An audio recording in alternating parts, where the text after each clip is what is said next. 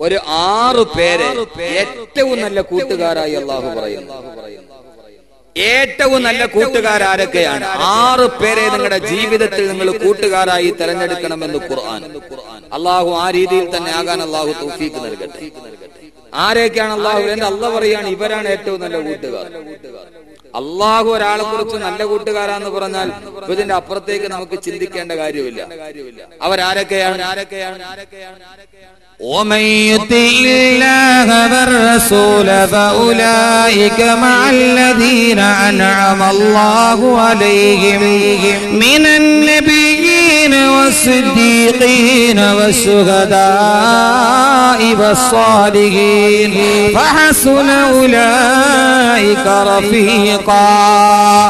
അല്ലാഹു പറയുകയാണ് ومن يطع الله والرسول, ആരെങ്കിലും അല്ലാഹുവിനെയും അവന്റെ പ്രവാചകനെയും ജീവിതത്തിൽ പിൻപറ്റിയാൽ ഫൗലായിക, പിൻപറ്റിയ മുഴുവൻ ആളുകളും മഅല്ലദീന അൻഅമല്ലാഹു അലൈഹിം, അല്ലാഹു അനുഗ്രഹിച്ച ആദരിച്ച ആളുകളുടെ കൂടെയാണ്. ആരെയൊക്കെയാണ് അല്ലാഹു അനുഗ്രഹിച്ചതെന്നറിയുമോ? അല്ലാഹു ആരെയൊക്കെയാണ് അവന്റെ സ്നേഹത്തിന് പാത്രീഭൂതരായ, അല്ലാഹുവിന്റെ അപാരമായ അനുഗ്രഹം ലഭിച്ച ഒരു വിഭാഗം ആളുകൾ, അവരാരെന്നറിയുമോ? മിനൻ നബീന വസ്സിദ്ദീഖീന വശുഹദാഇ വസ്സാലിഹീൻ. അല്ലാഹു പറയുകയാണ് മനുഷ്യ, നിന്റെ ജീവിതത്തിന്റെ സാമൂഹ്യ ബന്ധത്തിലൂടെ കടന്നു ചെല്ലുമ്പോ, നീ ജീവിതത്തിൽ ഒരു സമൂഹത്തിന്റെ നടുവിൽ ജീവിക്കുമ്പോ ആരെയൊക്കെയാണ് നീ അതിരിട്ട് സ്നേഹിക്കേണ്ടത്? ആരെയൊക്കെയാണ് നീ സ്നേഹഭാജനങ്ങളായി നിന്റെ ഹൃദയത്തിനോട് അടുത്ത കൂട്ടുകാരായി നീ ആരെയൊക്കെയാണ് വാരിപ്പുണരേണ്ടത്? അല്ലാഹുവിന്റെ ഖുർആൻ 6 ആളുകളെ ചൂണ്ടി പറഞ്ഞിട്ട് അല്ലാഹു പറഞ്ഞു, വെറുതെയല്ല അല്ലാഹു പറഞ്ഞത്. ഫഹസുന ഉലൈക റഫീഖാ, ഏറ്റവും നല്ല കൂട്ടുകാർ ഇവരൊക്കെയാണ്. ഫഹസുന ഉലൈക റഫീഖാ, നിന്റെ റഫീഖുകളിൽ, റഫീഖ് എന്ന് പറഞ്ഞാൽ കൂട്ടുകാരൻ, നിന്റെ കൂട്ടുകാരിൽ ഏറ്റവും ഉത്തമരായ കൂട്ടുകാരി 6 ആളുകളാണ്. ഇൻഷാ അല്ലാഹ് ഈ 6 പേരെയും നമുക്ക് ഓരോന്നോരോന്നായി പരിചയപ്പെടാം. എന്നിട്ട് അല്ലാഹു പറയുകയാണ്, ഈ 6 പേരിൽ ഏതെങ്കിലും ഒരാളെ നിനക്ക് കൂട്ടുകാരനാക്കാൻ കഴിഞ്ഞാൽ, അവനുമായി ജീവിതത്തിൽ ബന്ധപ്പെടാൻ കഴിഞ്ഞാൽ, ഹൃദയത്തിന്റെ ഉള്ളിലൊരു ഭാഗതയെ കൊടുക്കാൻ കഴിഞ്ഞാൽ, അല്ലാഹു പറയുന്നു ദാലികൽ ഫളിലു മിനല്ലാഹ്, അത് അല്ലാഹു ഒരു മനുഷ്യന്റെ ജീവിതത്തിൽ ചെയ്യുന്ന വലിയൊരു അനുഗ്രഹമാ. ദാലികൽ ഫളിലു മിനല്ലാഹ്, അത് അല്ലാഹു നിന്റെ ജീവിതത്തിൽ നൽകുന്ന ഏറ്റവും വലിയ അനുഗ്രഹമാണ്. ഈ പറയുന്ന 6 പേരിൽ ഒരാളുമായി കൂട്ടുകൂടാൻ കഴിഞ്ഞാൽ, അവരുമായി കൂട്ടുകൂടാൻ കഴിഞ്ഞാൽ, വകഫാ ബില്ലാഹി അലീമാ, ഇക്കാര്യത്തിൽ ഏറ്റവും അദൃശ്യമുള്ളവന്, ഏറ്റവും കൂടുതൽ അറിയുന്നവൻ അല്ലാഹു തന്നെയാണെന്ന് അല്ലാഹുവിന്റെ വിശുദ്ധ ഖുർആൻ. അല്ലാഹു പറയുന്നു 6 കൂട്ടുകാരെ നമ്മുടെ ജീവിതത്തിൽ ആരൊക്കെയായിട്ട് നമ്മുടെ കൽബിയായ ബന്ധമുണ്ടാകണം. കൂട്ടുകെട്ട് എന്ന് പറഞ്ഞാൽ ഒരു ഹൃദയപരമായ ബന്ധമാണല്ലോ, ഹൃദയവുമായിട്ടുണ്ടാകുന്ന ഒരു ബന്ധമാണ്. ഒരു വിഷയം അതിന്റെ ഒരു പുതിയ ശൈലിയിൽ പറയാൻ ഞാൻ ശ്രമിക്കുകയാണ്. ആ രീതിയിൽ നന്നായിട്ട് കേൾക്കണം. കൂട്ടുകെട്ട്, സ്നേഹബന്ധം എന്ന് പറയുമ്പോ എന്റെ സഹോദരങ്ങൾ, എന്റെ ചെറുപ്പക്കാർ അതേ ഗൗരവത്തോടെ തന്നെ എടുക്കണം. നമുക്കെല്ലാവർക്കും അറിയാവുന്ന ഒരു വസ്തുത, എന്നാൽ അതിന്റെ ഗൗരവം അറിയാതെ നാം തള്ളിക്കളയുന്ന ഒന്ന്, എന്റെയും നിങ്ങളുടെയും ഹൃദയത്തിന്റെ ആഴങ്ങളിലേക്ക് ഇറങ്ങാൻ അല്ലാഹുവിന്റെ ഖുർആന്റെ വെളിച്ചത്തിൽ ശ്രമിക്കുകയാണ് ഞാൻ. അല്ലാഹു തൗഫീഖ് നൽകട്ടെ. ഈ 6 പേരെയും ഇൻഷാ അല്ലാഹ് നമ്മൾ പരിചയപ്പെടുത്തി. നമുക്ക് 3 ദിവസം കൂടെ ഉണ്ട്. പരിചയപ്പെട്ടിട്ട് ഇവര് നാളെ പരലോകത്ത് നമ്മുടെ കൂടെ എങ്ങനെയാവും? ഇവിടത്തെ കാര്യം നമുക്കൊരു വിഷയമല്ലല്ലോ. നാളെ നമുക്ക് ആഖിറവല്ലേ വിഷയം. അവിടെ ആരൊക്കെ കൂടെ ഉണ്ടാവും, ഉണ്ടാവില്ല എന്നതാണല്ലോ നമ്മുടെ പ്രധാനപ്പെട്ട ജീവിതത്തിന്റെ ജയപരാജയങ്ങളുടെ നിർണയം. അതുകൊണ്ട് ഇവർ ആഖിറത്തിൽ നമുക്ക് എങ്ങനെ ഉണ്ടാവും? നമ്മുടെ വിഷമങ്ങളിലൊക്കെ ഈ കൂട്ടുകാരുണ്ടാകും. ഒരു കൂട്ടുകാരെന്ന് പറഞ്ഞാൽ സന്തോഷം ഉണ്ടാകുമ്പോ വേണം, സങ്കടം ഉണ്ടാകുമ്പോ വേണം, പ്രതിസന്ധികളിൽ കയ്യിൽ പിടിക്കാൻ വേണം. അതാണല്ലോ ഒരു ആത്മാർത്ഥ സ്നേഹബന്ധത്തിന്റെ ഏറ്റവും പ്രധാനപ്പെട്ട കാതലെന്താ? വെറുതെ രാത്രിയിൽ സ്വറ പറഞ്ഞിരിക്കാനും പട്ടച്ചാരായി അടിക്കാനും വേണ്ടിയല്ലല്ലോ കൂട്ടുകെട്ട്. ഒരു ആത്മാർത്ഥ സുഹൃത്ത് എന്ന് പറഞ്ഞാൽ സങ്കടം ഉണ്ടാകുമ്പോ കൂടെ വേണം, സന്തോഷം ഉണ്ടാകുമ്പോ പങ്കിടാൻ വേണം. അല്ലാഹു പറയുന്നു 6 പേരെ കൂട്ടുകാരാക്കണം. അതിലൊന്നാമത് അല്ലാഹു പറയുന്നത് ആരെയാ? ആദ്യമായി നമ്മുടെ ജീവിതത്തിൽ കൂട്ടുകാരനാക്കേണ്ടത് ആരെയാ? അള്ളാഹു പറയുന്നു അള്ളാനെ കൂട്ടുകാരാക്കുന്നു. ആദ്യമായിട്ട് അള്ളാഹ് പറയുന്ന ആരാ? അള്ളാഹുവിനെ. അതുകൊണ്ടാണ് ഞാൻ പറഞ്ഞത്, കേൾക്കുമ്പോൾ ചിലപ്പോൾ നിങ്ങൾക്ക് പെട്ടെന്ന് ദഹിക്കില്ല. ഞാൻ പറഞ്ഞുതരാം, നമുക്ക് നോക്കി.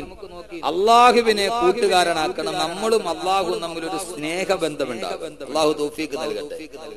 എന്താ കഴിയില്ലേ? അള്ളാഹു നമ്മുടെ കൂട്ടുകാരനാവൂലേ? ആകാതിരിക്കാൻ ബുദ്ധിമുട്ടെന്താ? അള്ളാഹ് കൂട്ടുകാരനായി അള്ളാന്റെ ഖുർആൻ തന്നെയല്ലേ പറഞ്ഞത്? നമ്മളോർക്ക് അള്ളാഹുമായിട്ടൊരു കൂട്ടുകെട്ടോ. അത് SMS അയക്കാൻ പറ്റൂല, മിസ് കോൾ അടിക്കാൻ പറ്റൂല. പിന്നെ എങ്ങനെ അള്ളാഹുമായിട്ടുള്ളൊരു സ്നേഹബന്ധം? എന്റെ സഹോദരങ്ങളെ, സഹോദരിമാരെ, അള്ളാഹുമായിട്ടൊരു സ്നേഹബന്ധം ഉണ്ടാകണം. അള്ളാഹു നമ്മുടെ കൂട്ടുകാരനാകും. ഞാൻ സമയം ഒരു 2 മണിക്കൂർ കൊണ്ട് അവസാനിപ്പിക്കേണ്ടതുള്ളൂ. കാരണം അതാണ് ഒരു യഥാർത്ഥ പ്രശ്നം. ഒത്തിരി വലിച്ചുവാരി 3-3.5 മണിക്കൂർ അങ്ങ് പോയാല് ഇയാൾ നിർത്തുന്നില്ലല്ലോ എന്ന് നിങ്ങളുടെ മനസ്സിൽ ഒരു അരോചകത്വം ഉണ്ടാകും. അപ്പോ പിന്നെ നമുക്ക് കേൾക്കുന്ന കാര്യം ജീവിതത്തിൽ അല്ലെ മനസ്സിൽ പകരാൻ പറ്റൂല. ആസ്വാദ്യമാകുന്നതോടൊപ്പം അരോചകമാകും വിധം സുദീർഘമാവാത്ത അർത്ഥദ്യോതകവും ആശയ സമ്പുഷ്ടവുമായ പ്രഭാഷണമാണ് അത്യുത്തമം. ഖൈറുൽ കലാമി മാ ഖല്ല വദല്ല. അരോചകമാകും വിധം സുദീർഘമാവരുത്.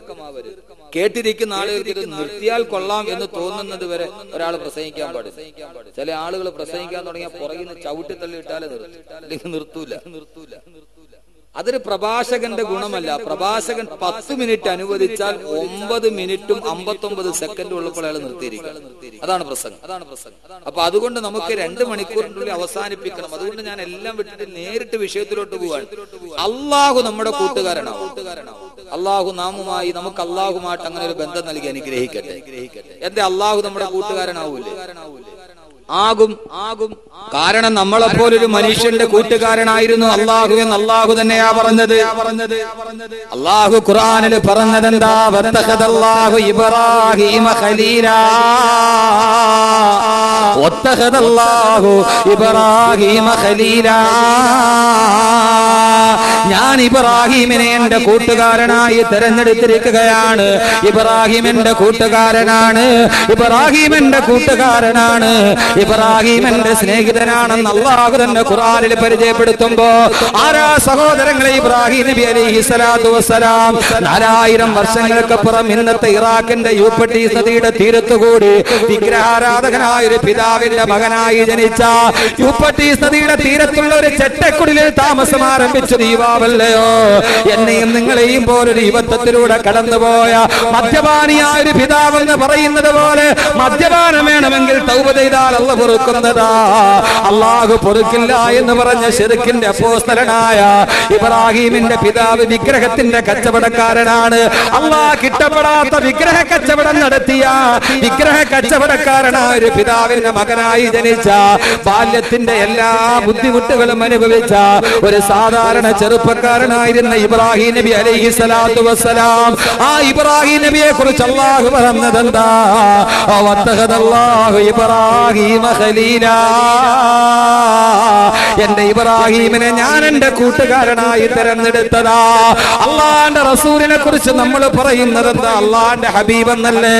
അള്ളാന്റെ ഹബീബ് എന്ന് പറഞ്ഞാൽ അള്ളാന്റെ കൂട്ടുകാരനല്ലേ? അള്ളാന്റെ പ്രവാചകൻ ഒരു ദിവസം മസ്ജിദുൻ നബവിയിലൂടെ നടന്നു പോകുമ്പോ സഹാബാക്കൾ മുഴുവനും ഒരുമിച്ച് കൂടിയിരുന്നിട്ട് മുൻകഴിഞ്ഞു പോയ പ്രവാചകന്മാരുടെ അപദാനങ്ങൾ പാടിപ്പുകഴ്ത്തുകയാ. പ്രവാചകന്റെ സഹാബത്ത് പറയുന്ന ആദം സഫിയുല്ലാഹ് വനൂഹുൻ നജിയുല്ലാഹ് വഇബ്രാഹീം ഖലീലുല്ലാഹ് വമൂസാ കലീമുല്ലാഹ് വഈസാ റൂഹുല്ലാഹ്. ആദം നബി അല്ലാഹുവിന്റെ സഫിയാണ്, നൂഹ് നബി അല്ലാഹുവിന്റെ നജിയാണ്, മൂസാ നബി അല്ലാഹുവിന്റെ കലീമാണ്, ഈസാ നബി അല്ലാഹുവിന്റെ റൂഹാണ്, ഇബ്രാഹീം നബി അല്ലാഹുവിന്റെ ഖലീലാണെന്ന് സഹാബത്ത് പറയുമ്പോ അതിലൂടെ പ്രവാചകൻ നടന്നു പോകുമ്പോ തന്റെ അനുയായികൾ മുൻകഴിഞ്ഞു പോയ പ്രവാചകന്മാരുടെ അവദാനങ്ങൾ പാടിപ്പുകഴ്ത്തുമ്പോ അത് കേട്ടുകൊണ്ട് റസൂലുള്ള സഹാബത്തിനോട് പറയുന്നു, സഹാബാ നിങ്ങൾ പറഞ്ഞത് ശരിയാണ്. ആദം നബി അല്ലാഹുവിന്റെ സഫിയാണ്, നൂഹ് നബി അല്ലാഹുവിന്റെ നജിയാണ്, ഇബ്രാഹീം നബി അല്ലാഹുവിന്റെ ഖലീലാണ്. പക്ഷേ ഞാനാരെന്നറിയുമോ? അലാ വഅന ഹബീബുല്ലാഹ്, അലാ വഅന ഹബീബുല്ലാഹ്. ഞാൻ അല്ലാഹുവിന്റെ ഹബീബാണ്, ഞാൻ അല്ലാഹുവിന്റെ ഇഷ്ടതോടനാണെന്ന് ലോകത്തിന്റെ തിരുദൂതരേ നബി മുഹമ്മദ് മുസ്തഫ. അള്ളാഹുവിന്റെ പ്രവാചകൻ പറഞ്ഞു ഞാൻ അള്ളാഹിന്റെ ഹബീബാണ്. അള്ളാഹിന്റെ ഹബീബ് എന്ന് പറഞ്ഞാൽ അള്ളാഹിന്റെ കൂട്ടുകാരൻ. ഇബ്രാഹിം നബിയെ കുറിച്ച് അള്ളാഹു തന്നെ ഖുർആനിൽ പറഞ്ഞു ഞാൻ ഇബ്രാഹിമിനെ എന്റെ ഖലീലാക്കി തെരഞ്ഞെടുത്തിരിക്കുക. അപ്പൊ അള്ളാഹു മനുഷ്യരെ കൂട്ടുകാരാക്കും എന്ന് വിശുദ്ധ ഖുർആൻ. ഇത് ഖുർആന്റെ രസാണല്ലോ, അതിന് എതിര് പറയാൻ പറ്റില്ലല്ലോ. അപ്പൊ നമുക്കും അങ്ങനെ ആവാൻ കഴിയണം. അള്ളാഹു തൗഫീഖ് നൽകട്ടെ. നമുക്ക് എന്തുകൊണ്ട് കഴിയുന്നില്ല അത് നമുക്ക് ചർച്ച ചെയ്യാം. അള്ളാഹിനെ കൂട്ടുകാരനാക്കിയാൽ നമുക്ക് എന്ത് കിട്ടും? ഒരു കൂട്ടുകാരൻ എന്ന് പറഞ്ഞാൽ അതിന്റെ അർത്ഥം എന്താ? ഒരു കൂട്ടുകാരൻ എന്ന് പറഞ്ഞാൽ അതിന്റെ അർത്ഥം എന്താ? അള്ളാഹുവിന്റെ പ്രവാചകനും അള്ളാഹുവും തമ്മിലായിരുന്നു ഏറ്റവും വലിയ കൂട്ടുകെട്ട്. ആ കൂട്ടുകെട്ടിന്റെ ബാക്കി പത്രമാണ്.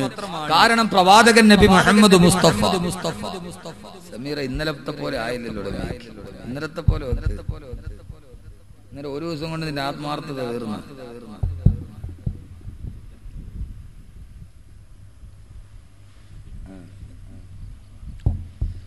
ഇന്നലെ അല്ല ആത്മാർത്ഥ. ഇങ്ങനെയാണ് ആലോചനയൊന്നും വരില്ല. അവൻ 2 ദിവസം കഴിഞ്ഞാൽ കളഞ്ഞിട്ട് പോകുന്നില്ല.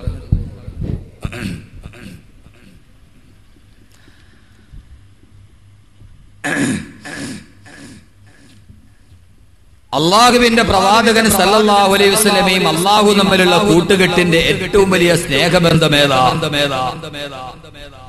ആ സ്നേഹബന്ധം എന്താണെന്ന് അറിയണമെങ്കിൽ അള്ളാഹുവിന്റെ പ്രവാചകൻ സല്ലല്ലാഹു അലൈഹി വസല്ലമയെ അള്ളാഹുവിന്റെ പ്രവാചകൻ സല്ലല്ലാഹു അലൈഹി വസല്ലമയെ ആരൊക്കെ വേദനിപ്പിച്ചോ ആ സമയത്തെല്ലാം അള്ളാഹു സുബ്ഹാനഹു വ തആല ഇടപെട്ടു. എങ്ങനെ ഇടപെട്ടു എന്ന് ചോദിച്ചാൽ അള്ളാഹുവിന്റെ പ്രവാചകനും അള്ളാഹുവും തമ്മിലുള്ള ബന്ധമെന്താ? അള്ളാഹുവിന്റെ പ്രവാചകനും അള്ളാഹുവും തമ്മിലുള്ള ബന്ധം ഖുർആൻ പരിശോധിച്ചാൽ നമുക്കറിയാം. ലോകത്ത് അള്ളാഹുവിന്റെ പ്രവാചകനല്ലാത്ത ധാരാളം പ്രവാചകന്മാര് കടന്നു വന്നിട്ടുണ്ട്. ആ പ്രവാചകന്മാരെ എല്ലാം ആ പ്രവാചകന്മാരുടെ സമൂഹം വല്ലാതെ ആക്ഷേപിക്കുകയും അധിക്ഷേപിക്കുകയും ചെയ്തിട്ടുണ്ട്. ബഹുമാനപ്പെട്ട നൂഹ് നബി അലൈഹി സ്വലാത്തു വസ്സലാം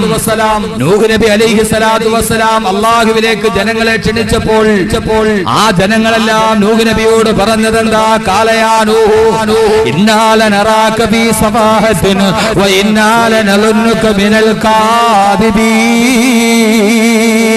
ബഹുമാനപ്പെട്ട നൂഹ് നബി അലൈഹി സ്വലാത്തു വസ്സലാം അള്ളാഹുവിലേക്ക് ജനങ്ങളെ ക്ഷണിച്ചപ്പോ ആ ജനങ്ങളെ നൂഹ് നബിയോട് പറഞ്ഞു, നൂഹേ ഇന്നാല നറാക മിനൽ കാദിബീൻ. നൂഹേ നീ കള്ളനാണ്. നൂഹ് നബി അലൈഹി സ്വലാത്തു വസ്സലാമിനെ ജനങ്ങൾ കള്ളൻ എന്ന് പറഞ്ഞ് പരിഹസിച്ചപ്പോ അല്ലാഹു സുബ്ഹാനഹു വ തആല അതിൽ ഇടപെട്ടില്ല.